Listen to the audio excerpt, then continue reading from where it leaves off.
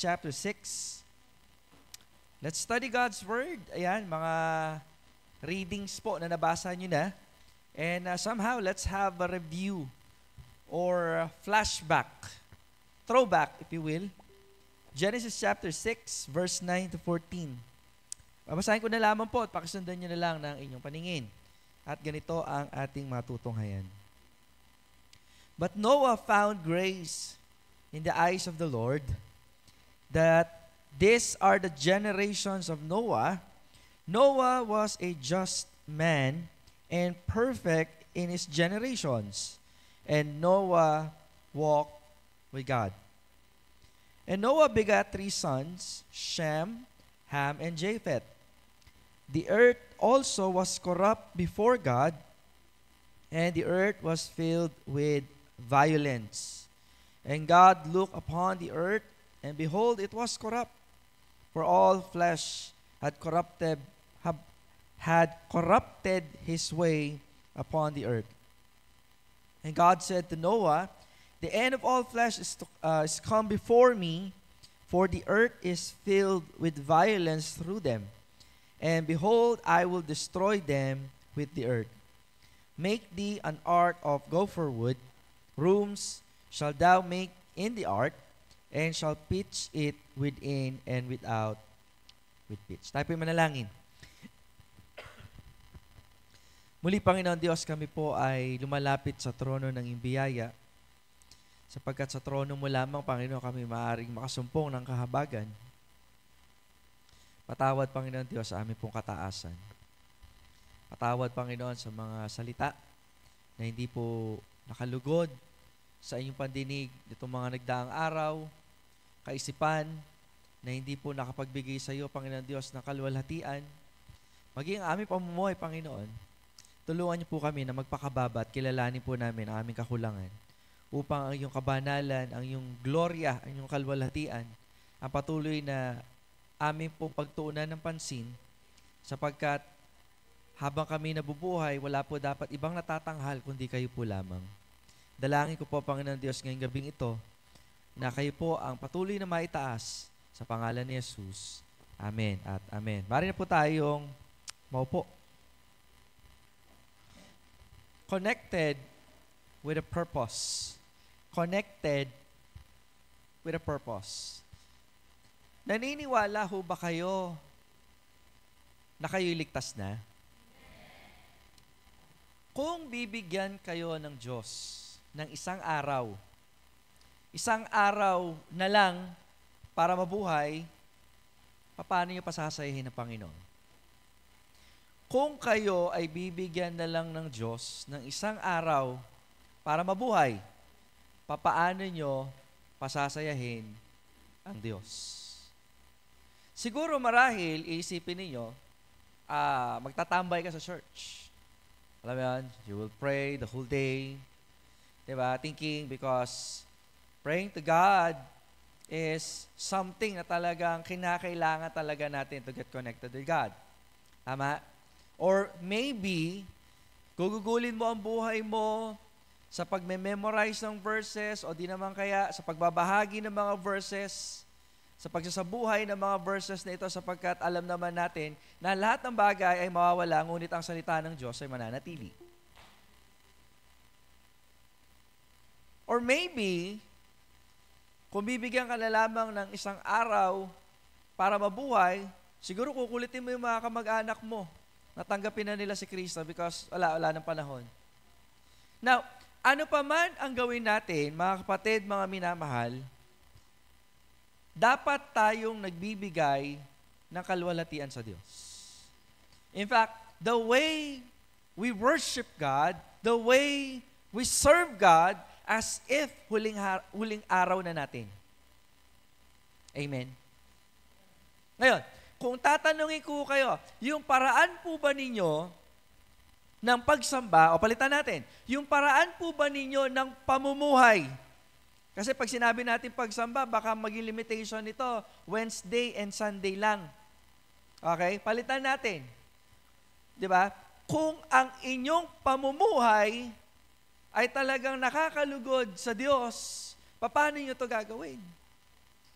You see, the very purpose why we are here or why we exist, kung bakit tayo nabubuhay, ano yun? Upang magbigay ng kalwalatian sa Kanya. In fact, nung naging mananampalataya ka, it answers the difficult questions na tinatanong sa buhay natin sa mundong ibabaw. Mga tanong na kagaya ng ano ba yung purpose ng buhay? Those are the big questions. Now that you're a believer in Christ, dapat nasasagot na natin yan. Hindi lamang nasasagot yan, kundi naisasabuhay din po yan. Ulitin natin, ang ating pong paraan ng pagsamba ay hindi lamang po tumutukoy sa panahon, sa oras, sa araw, kundi tumutukoy po ito sa ating pamumuhay kung paano po tayo magbibigay ng kalwalatian sa Diyos. Kasi mga kapatid, aminin nyo man at hindi, ang mundo natin ay pasama ng pasama at nagbibigay po ito o nagtatakda ito ng isang ideya na ang mundong ito hindi na magtatagal. Amen? Bagamat ang Diyos ay maawain, tandaan po natin, makatarungan din po siya. Kung ang Diyos ay pag-ibig, meron din siya mga bagay na ayaw. Tama? Kaya nga, sa mga attributes ni God, dapat kinikilala natin siya. Hindi lang ang Diyos pag-ibig, meron din siyang ayaw. Tanong, ginagawa ba natin yung mga ayaw niya? Kasi kung hindi, mga kapatid, mga minamahal, we fail as a church, we fail as a children of God, kung hindi po natin nagagawa mga bagay na ito. Now, dito sa ating pong storya, it is well known, okay, yung chapter 6, in which the life of Noah was chosen by God. Pinili siya ng Diyos. Pinili siya ng Diyos, not because of His special favor. Okay? Pinili siya ng Diyos, hindi dahil may something kay Noah. Pinili siya ng Diyos dahil mahabagin ng Diyos. Amen? Sabi pa nga dito, verse 8, but Noah found grace in the eyes of the Lord. Okay? So kung tutuusin mga kapatid, iilan lang, o sabihin na natin, siya lang siguro sa mga nabubuhay during that time ang nakakilala sa Panginoon. Amen? Siya lang ang tanging tao na pinili ng Panginoon sapagkat wala na. Kaya mga kapatid, napakahalagang maintindihan po natin bilang isang mananampalataya kay Kristo na ang bawat parte ng ating buhay ay binibigyan natin ng kalwalatian ng Diyos. Ano ibig sabihin nito? Ibig sabihin nito ganito, hindi na ikaw ang nabubuhay, kundi si Kristo na ang nabubuhay sa iyo. It's not about you anymore. I'm sorry to say, yan ang paulit-ulit yung maririnig sapagkat nung nakilala natin ang Panginoon, hindi na tayo dapat yung nabubuhay. Si Kristo na ang nabubuhay sa atin. Si Kristo na ang nabubuhay sa atin. Now, in connection to the life of Noah, ano po mapapansin po natin dyan? How did Noah, okay, a follower of God, a believer of God, get connected, naging konektado po siya with a purpose. Number one, we must remember, all creation must be in connection with the Creator. Ulitin ko. All creation must be in connection to the Creator. Mga kapatid, alam ko po na tinatawag tayo ng mga anak ng Diyos. Amen? Anak na po ba tayo ng Diyos? We are not just the creations of God. Kasi lahat naman ng tao, creation ng Panginoon eh. Tama? Yung nga lang, nagkaroon po tayo ng special favor, even though we are all of us are creation of God, all of us have fallen short of the glory of God. Ibig sabihin, lahat ng tao nagkasala. Na ang dapat, yung nilikha, nagbibigay siya ng kapurihan doon sa manlilikha, hindi na po yun nagagawa. In fact, ang panahon po natin ngayon, binabastos na ng mga nilikha ang kanilang manlilikha. Why? Because they are not living according to the purpose of the Creator. Imagine po ninyo, sa Garden of Eden pa lang, tinakda na ng Panginoon ang mag-asawa, babae, lalaki. Anong nangyayari sa panahon po natin ngayon? Di ba? Remember, when a person enters to this world, nang pumasok po siya sa mundong ito, namana niya na yung kasalanan eh. So definitely, ang lahat ng tao, pagkapanganak mo pa lang, alam na ng Diyos kung saan ang patungo mo. Amen? Kaya nga, isang malaking kahabagan at isang misteryo din na pinili ho kayo ng Panginoon. Sino ka ba naman? That someday tatanggap ka ng regalo ng kaligtasan. Hindi dahil sa pagpipili niyo yon. Amen? Remember, ang kaligtasan, hindi tayo ang namili. Okay? It's not up to us.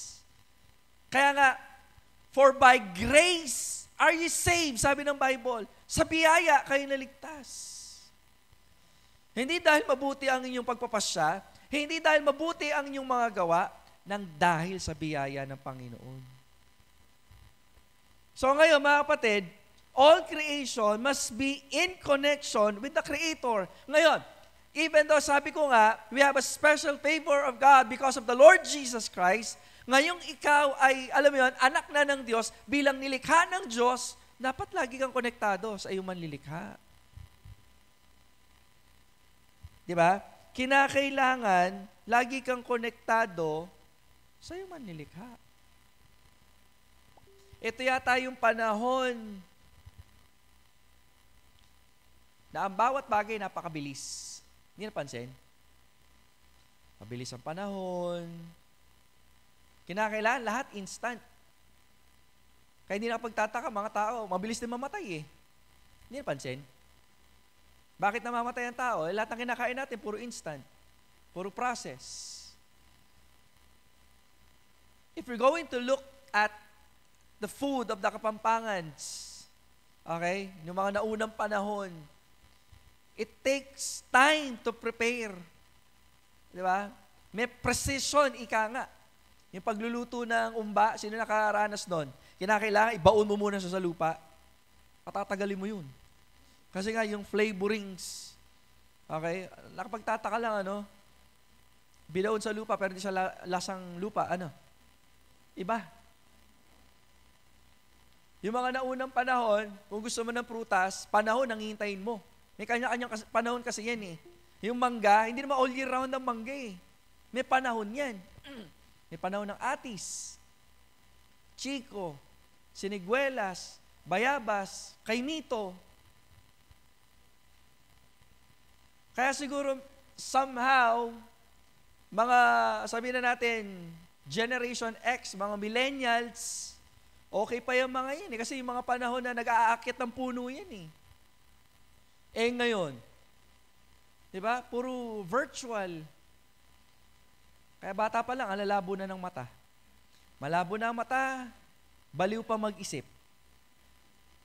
Yeah. They have found out na kaya pala binabawal some of the children, sabihin natin, pinapanood. Hindi na actually sa TV sa internet na eh. May mga binabawal po sila kasi nga, yung mata ng bata hindi maka-cope up dun sa bilis ng transition ng color, ng salita. Kaya pala, most of the children today, meron silang speech delay.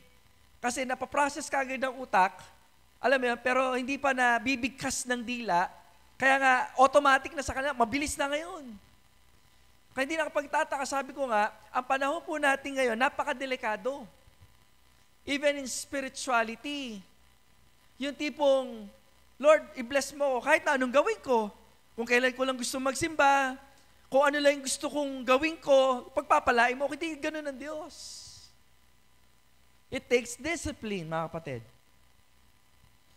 Because when we talk about discipline, you must be connected to your master. Tama? Hindi ako naglalaro ng basketball, but I understand sa basketball, meron kang coach. Kasi meron mga area sa field na hindi mo nakikita, na dapat, alam mo, kung magaling yung coach, sa'yo makakakita na at wala kang gagawin kundi pakinggan yung coach. Mga kapatid, in our life as a believer in Christ, ang Lord, hindi lang tayo basta kino-coach. The proper word is guide. Ginagabayan niya tayo. Hindi pwede na sinasabing gagabayan ka ng Panginoon, pipiliin mo lang yung gustong paggabay sa'yo ng Panginoon. Sige Lord, mag-worship ako, pero yung barkada ko, huwag mong pakikialaman ha.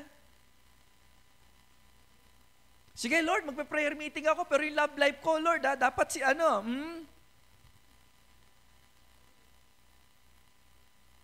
Hindi pwedeng ganon.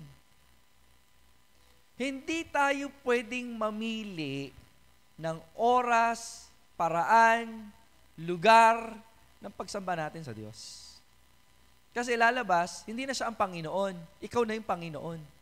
Tinawag mo lang siyang Panginoon, but in reality, ikaw pa rin yung nasusunod.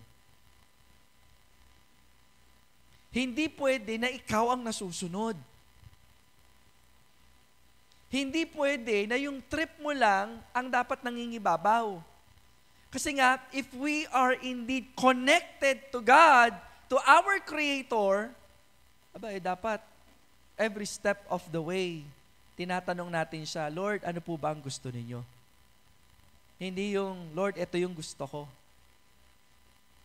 Kaya nga, yung Psalm 37:4, delight thyself also in the Lord, and He will give you the desires of your heart. Marami pinuputol nila, gusto lang yung dulo. Ano yung dulo? And He will give you the desires of your heart. Pero yung una, hindi nila ginagawa. Ano yun? Delight yourself in the Lord. When we talk about delighting yourself in the Lord, yung gusto niya na yung susunod. Amen? Nakuha niyo ba yun? Hindi masaya pag hindi nasusunod yung gusto mo eh. Kasi tayo, alam mo yun, ay mapali kung nagyo yan, ay matuwa na ako kung nagyo yan, ay makanini, kaluluko mo. Hindi ganun. Sa pagsunod natin sa Panginoon, siya dapat ang nasusunod. Kasi, marami tayo pwedeng maging katwiran. Amen? Ngayon, kung maging valid man yan sa Diyos, pananagutan natin yan eh. I'm not saying na valid sa Panginoon, literally magiging valid sa Kanya. Hindi yun ang gusto kong sabihin. Kundi ang gusto kong sabihin, mga kapatid, huwag tayong mag-create ng senaryo sa ating utak na kapag gusto natin, gusto na rin ng Diyos. Dahil hindi nga ikaw ang nasusunod, ang Diyos po dapat ang nasusunod. Kaya maraming nag-fail sa pananampalataya, even Israelites, kasi ang gusto ng Israel talaga, i-bless sila ng Panginoon by doing their own stuff. Kaya nga, alam mo yun, na-develop sa kanila yung pagrereklamo eh. Kasi nga, na dapat si Lord ang nasusunod, pero hindi sila, alam mo yun, hindi si Lord ang nasusunod, yung gusto nila. Para mas safe, alam mo yun, hindi nila dinedirekta kay Lord. Kanino? Kay pobreng Moises. Hindi, Moises kasi. Kaya sa paglilingkod, hindi dapat maraming dahilan. Hindi dapat gumagawa ng dahilan, kundi gumagawa ng paraan. Sakit, no? Sakit ba? Tinatamaan na ba lahat? Dapat tayo magpabago sa Kanya. Because again, if you want to be connected with a purpose, all creation must be in connection with the Creator. Kasi kapag konektado ka sa Panginoon, malinaw yung communication eh. Tama? Kapag konektado ka sa Panginoon, alam naman natin yung term na connection, tama? Kung meron ba mas nakakaintindihan yung word na connection, tayo po yun, 21st century. Hindi dapat yung gusto mo yung nasusunod. Pag sinabi natin clear connection, hindi lamang basta naririnig mo siya, sinusunod mo siya at naiintindihan mo siya kung ano yung gusto yung pagawa sa'yo. One of the dangers of being in a Christian community, dahil sinasabi mo nasa Diyos ka, meron minsan danger na, ito, sinasabi to ng Lord kahit hindi niya naman sinasabi. But in reality, yan lang yung gusto mo. Hindi ho pwede yun. So for you to get rid of that, para maalis yan, pakinggan natin ang Diyos. Meron akong book, ang pangalan niya, Cat and Dog Theology. Ewan ko, nabanggit ko na yata din sa matagal na panahon na. There are two kinds of attitude between cats and dog. Ang dog kasi, gagawin niya ang lahat, ma-please lang yung master. Pusa, baliktad. Alam mo yun? Ang sasabihin ng pusa, I am your master. You must do everything as I please. Hence, doon nakuha yung salitang yon, Cat and Dog Theology. That's a good book. I encourage sa mga young people, i-download niyo po sa PDF format and read that. Okay? Kasi nga, maraming Kristiyanong ganun ngayon. Di ba? Pati nga, prayer po nila, nagiging selfish. Hence, doon po natin nakuha yung personal prayer. Ibig sabihin, sinasabi mo sa Panginoon, yung lahat ng nasa puso mo, di ba? To thank the Lord, to ask for forgiveness, di ba? To praise God for who He is, and not just making lists. Kasi si Lord, di naman yan Santa Claus eh. Prayer is about connection to God. Kahapon ba? Yeah, kahapon yata. Monday. Nakausap ko po si Missionary Tai Chicus, yung missionary na natin. Balaki sana, ngayong Wednesday, siya yung speaker kasi nga, nandito siya bago siya lumipad sana ng India. Kaso nga lang, napuno yung sked. Sabi niya, next week na lang. Pero, sabi niya kasi, ano bang ginagawa? Parang nag-uusap kami, marami kami pastor doon eh.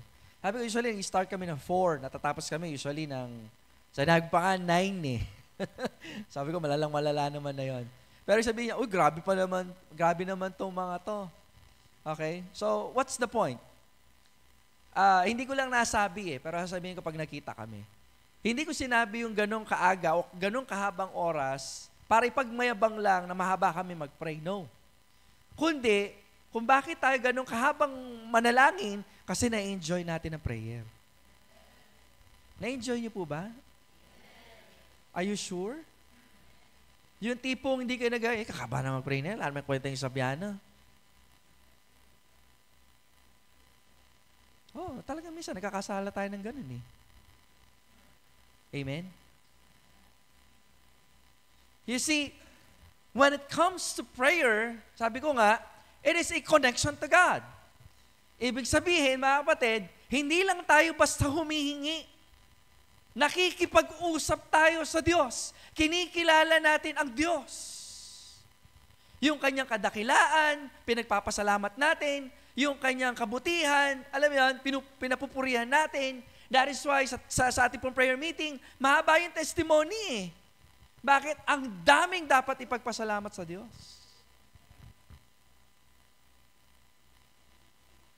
I don't know to you, pero siguro sa gawain ng Panginoon, kinakailangan na nating iwasan yung mga pananalita minsan na para bang, alam mo yan, ang haba naman ng program.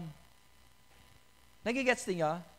Bagaman alam yan ng mga tagagawa ng program, ikakat yan, pero ang puso natin dapat sa Diyos lang konektado. Amen? Kasi kung naniniwala tayo that we are having a deep understanding of God, dapat na-enjoy po natin yan. Kasi pag mas na-enjoy natin ang entertainment sa internet, sa TV, sa music, sa worldly music, at hindi sa Panginoon, may problema tayo dyan. We are disconnected to the Creator. Kasi lalabas din yung pangalawa. Ano ba yung pangalawa? All creation must live according to what purpose they are created. All creation must live according to the purpose they created. Now, dito sa panahon ni Noah, the Lord is dismayed. May ba yung proper term dito? Ang Panginoon po dito, sabi kasi ng verse 11, ganito, the earth was corrupt before God, and the earth was filled, ano sabi dyan? With violence. Alala ko tuloy si Alma Moreno. Diba? Ni-interview siya ni Eric Kison. Sabi niya, Alma, ang tagal-tagal mo na sa sa business, sa show business. Pero hindi pa kita nakitang gumawa ng violence na movie. Tumawa si Alma Moreno, si Eric naman. Gitara nga, di ako marunong, violence pa kaya. Sa mga hindi nakakuha, kwento nyo na lang ha. Si Eric naman, gitara nga, di ako marunong, violence pa kaya.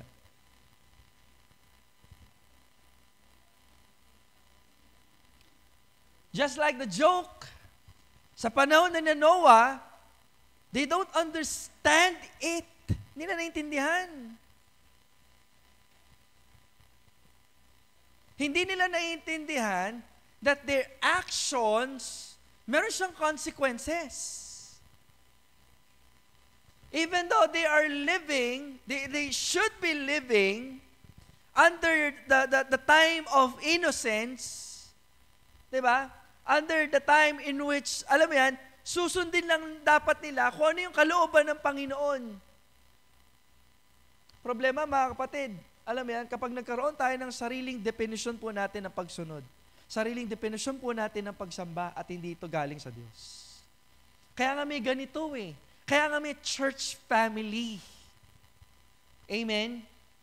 Kapag ang iglesyang ito ay nagtuturo na lang patungkol sa pera, patungkol sa tithes, nang walang kahinatnan, nang walang katuturan, at puro yun na lang ang nasa isip natin, nako, delikado ho yan. But if a church is teaching us, tinuturuan tayo, na magbigay ng kalwalatian sa Panginoon, lumakad ng may kabanalan, ituro na ang kasalanan ay hindi nagbubunga ng magandang relasyon sa Panginoon, nasa tamang church ho kayo. Yan, if you are in the right church, you must dedicate yourself to that church. Hindi pwedeng attender ka lang. Kasi ganito, kung ang iglesyang ito ay totoo, pwede mong itaya ang buhay mo dito. Bakit? Totoo eh. Tama? You're willing to die for your belief. Kasi kung hindi, ba't pa tayo nandito? Pareho tayo nag-aaksaya ng panahon. Tama?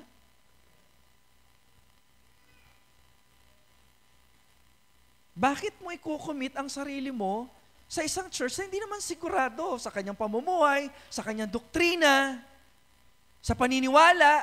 Ngayon, kung tunay yan, at hindi ka committed dyan, delikado ho yan. Naniniwala ba kayo? Nasa tamang doktrina kayo? Naniniwala ho ba kayo na kayo totoong ligtas sa Panginoon?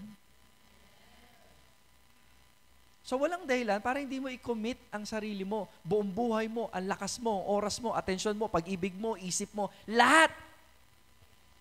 Kasi napatunayan mo na totoo ang pinaglagyan sa iyo ng Diyos. Una, dapat totoo ang relasyon mo sa Diyos. Pangalawa, tama at totoo yung pinaglagyan sa iyo ng Diyos.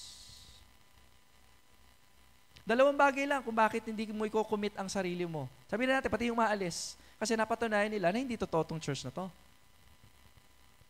Ngayon, kung sakali na ang church na ito ay nanatili sa pagpapahayag ng katotohanan, sa pagbabahagi ng salita ng Diyos, sa paraan ng pamumuhay, ang may problema, hindi yung church, kundi yung umalis.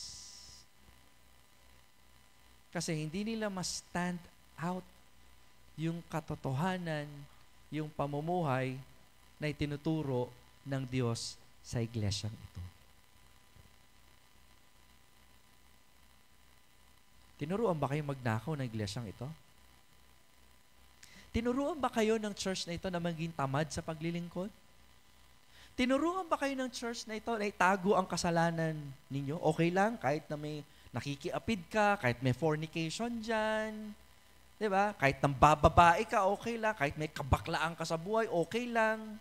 Tinuturuan ba kayo ng iglesyang ito? If not, you must commit your life to God first, then in this church. Alam nyo bakit? Kasi ibinigay ni Kristo ang kanyang buhay para sa iglesia. Kapag hindi mo minamahal ang iglesia, hindi mo minamahal si Kristo. Tama? Yeah, Christ died for the church. Kaya meron tayong Lord's table. Kaya tayo, alam yan, nagko-communion. Kinikilala natin na yung buhay ko, hindi na dapat ako yung nasusunod. Si Kristo na ang nasusunod po dapat. Lahat po tayo. Amen. Sabihin niyo na naman, pastor. Hindi ho, lahat tayo. Walang exempted. Because all of us will give account to God. Magbibigay tayo ng pagsusulit sa Panginoon. Lahat tayo nag-aaral sa devotion, tama? So, lahat ng ating sinabi, even sige, lahat ng ating natutunan, pagsusulit natin sa Diyos. In James 1:22, anong sabi doon? But be ye doers of the word and not hearers only. Sabi doon, deceiving your own selves. Tapos, anong sabi pa doon? For if anyone is a hearer of the word and not a doer, he is like unto a man who looks intently at his natural face in a glass, in a mirror, sabi po doon. Sabi ng verse 23, sabi dyan. Okay? Ayun o. He is like unto a man beholding his natural face in a glass. Hindi yung kung anong gusto mong itsura ang dapat mong makita sa salamin. Kundi kung ano yung pinapakita ng salamin na problema sa'yo, yun yung dapat mong baguhin. Naniniwala ba kayo binabago tayo ng Panginoon? Let's make it personal. Naniniwala ka ba binabago ka ng Panginoon? Tandaan ninyo, binago tayo ng Panginoon at patuloy tayong binabago. Kapag kinilala mo ang sarili mo na ikaw ay nasa otoridad, yan yung mga factors kung bakit hindi ka sumusunod eh. O di naman kaya, matagal ka na, yun yun. We have a responsibility to the Word of God. Kasi nga, the very purpose why we are created is to give glory to God. At anong sabi ng point number 2? All creation must live in accordance or according to the purpose they created. Ulitin ko. Ang layunin mo ay magbigay ng kapurihan sa Diyos. Kaya maling tanong, makinig kayo, maling tanong kung masaya ka ba o hindi sa paglilingkod. Maling tanong ho yun. Amen? Uulitin ko uli. Kasi matindi to eh. Maling tanong kung masaya ka ba o hindi sa paglilingkod. Kasi una sa lahat, sa paglilingkod sa Diyos, hindi ikaw ang pinapasaya. Ang Diyos ang pinapasaya. At pag pinapasaya mo ang Diyos, yun na rin yung nagiging kagalakan mo. Yun yung ibig sabihin ng Psalms 37:4. Delight thyself unto the Lord, and He will give thee the desires of your heart. Kasi kung ano yung kinatutuwaan ng Diyos, natural. Di ba? Nagiging katuwaan mo na rin, dahil nagiging katuwaan ng Diyos, imposible hindi bigay ng Diyos. Katuwaan niya yun eh. Katuwaan niya ng Diyos. Anong kasunod doon? Number 3 and last, di tayo magawakas. All creation should not be ignorant of the presence of God. All creation should not, or must not to, kalimutan ko ng grammar ko, should not be ignorant of the presence of God. Huwag dapat tayo maging ignorante. Dagdag na rin natin. Should not be ignorant and arrogant of the presence of God. Ignorant, ibig sabihin, you don't have any intention of knowing. Okay ka na doon, kontento ka na doon. Kaya meron tayong batas eh. Di ba? Ignorance of the law excuse no one. Bakit? It's your responsibility to know. Tama? Hindi pwede mong sabihin na kumuha ka ng TV, tapos nauli ka, sabihin mo, hindi ko alam eh. Pwede yun. Ganon din sa isang nagpapakilalang mananampalataya. Mananampalataya ka, pero hindi mo kinukommit yung sarili mo. Aba, hindi na ignorance ang tawag dyan. That is called arrogance. Alam mo, pero hindi mo ginagawa. Amen? Actually, hindi nyo kinakailangan lumingon sa paligid niyo sapagkat ang dapat nyo makita ay ang sarili niyo at wala ng iba.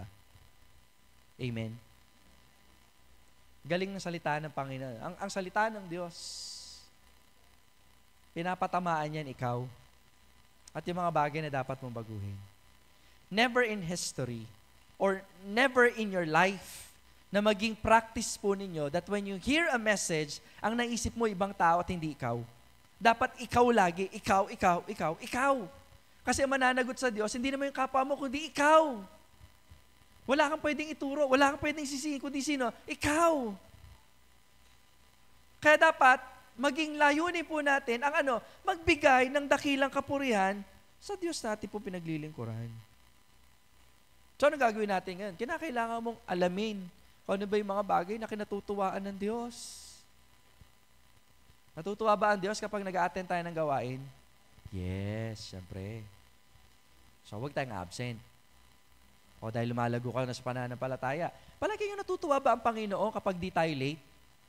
Amen. Yan, ganun dapat eh. Kinuwento ko nga sa mga kaibigan ko, pastor. Minsan, ayoko din magkwento kasi parang ang labas nagiging mayabang eh. Pero kinakwento ko rin, in a way, sabi ko, sa church namin, walang late. Walang late in a sense na naging late sila kasi bunga ng kapabayaan. In fact, the church loves prayer meeting and worship service so much na kapag di sila nag-a-attend, naiiyak sila. Totoo kaya yun? Totoo ba yun sa inyo? Kasi, ang banal na spirito totoo ba yun? Totoo? Amen? Sabi ko, kung meron man sigurong late, encouragement ko yun sa kanila kasi nga, umiiyak sila dahil hindi sila makapag-attend. So, ang sabi ko, kahit late ka, alam naman ng Diyos kung ano yung nasa puso mo eh. Magkaiba kasi yung a-attend ka ng late, okay, dahil sa kapabayaan mo. Kesa dun sa, alam mo yun, hindi ka na mag-a-attend, pero dahil gustong-gusto mong gawain ng Panginoon, kahit late ka, pupunta ka pa rin. Kahit makamayan mo lang kapatid, okay na rin. Kasi alam naman ng Diyos kung ano yung nasa puso mo. Pero kung na-late ka, dahil alam mo yun, okay lang sa'yong ma-late, ay di tama yan. Kaya ang church na ito, binabago na ng Panginoon eh. Amen? Kaya nakakalungkot kapag meron tayong mga kapatiran na hindi na binibigyan ng kahalagahan ng pagdalo ng gawain ng Panginoon sapagkat utos yun eh. Take note ha, napakasimple lang yan. Basic na basic lang yan sa Christianity, yung pag-a-attend. Sa lahat ng aspeto, napakahalaga niyan. Tama? Tama ba? Sa trabaho, sa school. Tapos sa church, okay lang malate.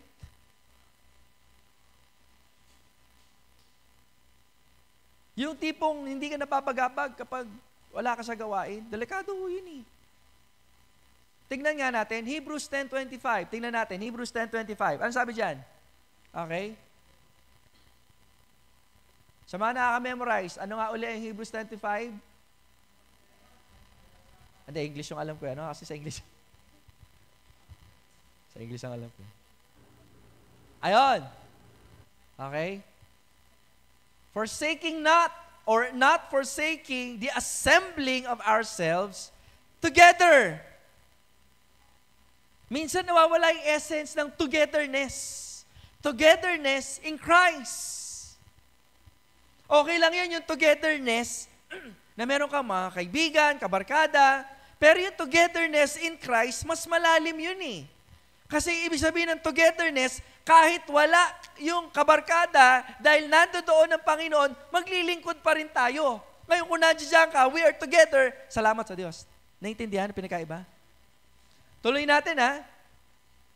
As the manner of some is. So, saan nyo gustong identify yung sarili nyo? Sa nag-a-attend o sa hindi nag-a-attend? Kasi noon pa man, meron ng ganyan eh. Actually, hindi to issue ng pag-a-attend. Issue to ng puso na talagang siya ba'y present sa Panginoon o hindi.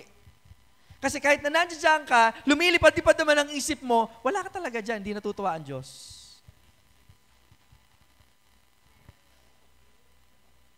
Exhorting one another, and so much the more, sabi dyan, as you see the day of what? Approaching. Ibig sabihin, may paparating. Ano yung paparating? Pagparito ng Panginoon, pagbabalik ng Panginoon. The fact na nag-a-attend ka ng gawain is because you are excited in obeying God's command, di ba? Calling Him Lord and doing that. Hindi ka lang basta tumatawag ng Lord, Lord, pero hindi ka sumusunod. Ibig sabihin, kaya ka nandito, nagiging excited ka because one day, babalik ang Panginoon. Balik tayo sa pinaka-essence. 26. Okay? Sabi sa 26, for if we sin willfully, yung sin dyan, hindi yan general sin. To get the context, aatras kayo. Doon sa sin. Ano yung sin dyan na tinutukoy? Yung hindi pagdalo. Ngayon, ano yung statement ngayon dyan? Ituring yung kasalanan pag hindi ka dumadalo ng gawain ng Panginoon. Pinuhin natin. Ituring mong kasalanan kapag nandiyan ka nga, pero wala ka naman dyan. Tama ba yun? Nandiyan ka nga, wala ka naman dyan. Paano yung pastor? Nandiyan ka physical, pero utak mo wala dito. Kasi kailangan ng Panginoon buo eh. Hindi naman kasi pwedeng spirito mo lang ngayon nandito, wala yung katawan mo. Hindi naman pwede yun. Tama? Hindi pwede yun. Dapat buo. Kasi yung tanda ng pagmamahal natin sa Diyos, tama? That is the greatest commandment. Thou shalt love the Lord thy God with all thy heart, with all thy mind, with all thy soul, with all thy strength, everything. Ayan, oh. Hindi napansin, bumabalik tayo sa basic. Kasi the way we attend the gathering is also the way we understand, naiintindihan natin na ito yung paraan para kumonekta tayo sa Diyos.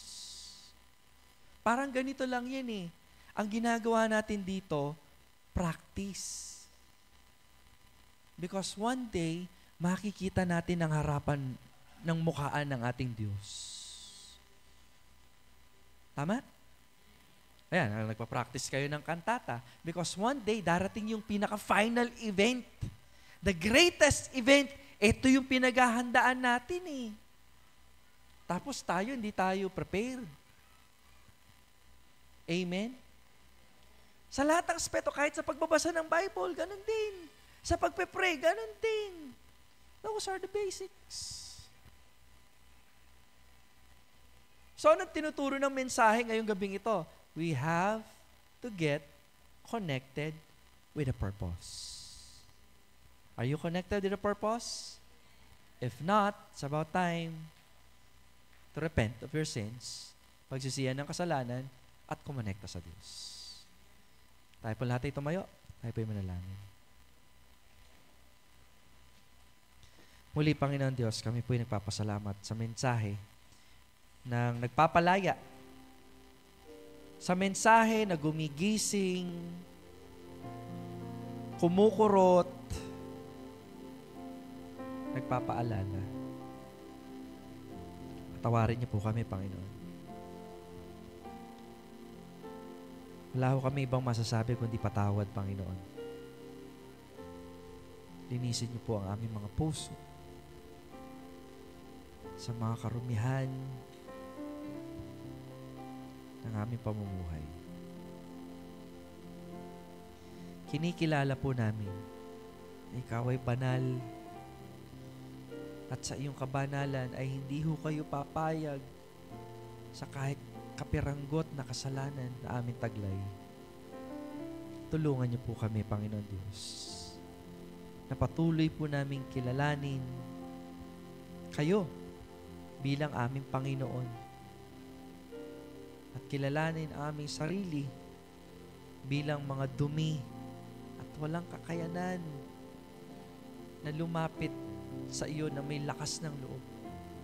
Ngunit salamat kay Kristo Jesus na siyang naglinis, nagbihis ng kabanalan po sa amin.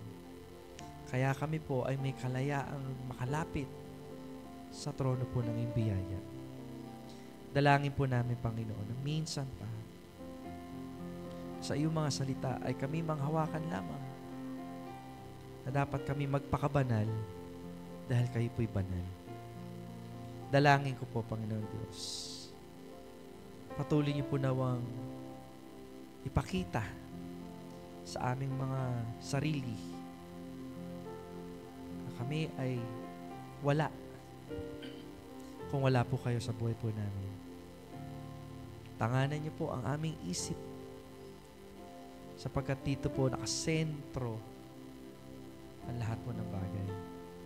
Pinipilit po itong guluhin ng kaaway sapagkat alam niya the moment na kami nag-focus sa inyo, sigurado po yung pagtatagumpay. Dalangin ko po, Panginoon Diyos, ngayong gabing ito, kahabagan niyo po naman kami. Tulungan niyo po kami na sa aming paglakad, wala po kaming ibang bigyan ng kasiyahan, kundi ikaw po lamang. Salamat po ng marami, Ama. Papuri pa sa salamat. Binabalik po namin sa iyo. Sa pangalan ni Jesus. Amen.